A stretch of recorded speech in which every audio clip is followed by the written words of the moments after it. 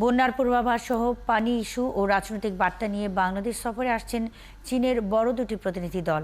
তাদের মধ্যে চীনের পানি সম্পদ মন্ত্রণালয়ের একটি প্রতিনিধি দল সোমবার ঢাকায় আসবেন।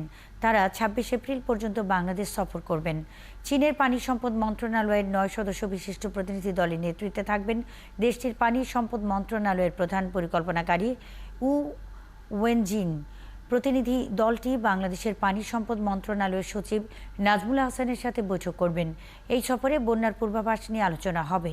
তারা ওয়ার্নিং সেন্টার পরিদর্শন করবেন। এছাড়া হাইড্রোলজিক্যাল স্টেশন, বন্যা নিয়ন্ত্রণ ও সেচ প্রকল্প পরিদর্শন করবেন। অন্যদিকে চীনের কমিউনিস্ট পার্টির আনহুই প্রদেশের ভাইস চেয়ারম্যানের নেতৃত্বে আরেকটি প্রতিনিধি দল আগামী ২৩ থেকে ২৪ এপ্রিল ঢাকা সফর করবেন।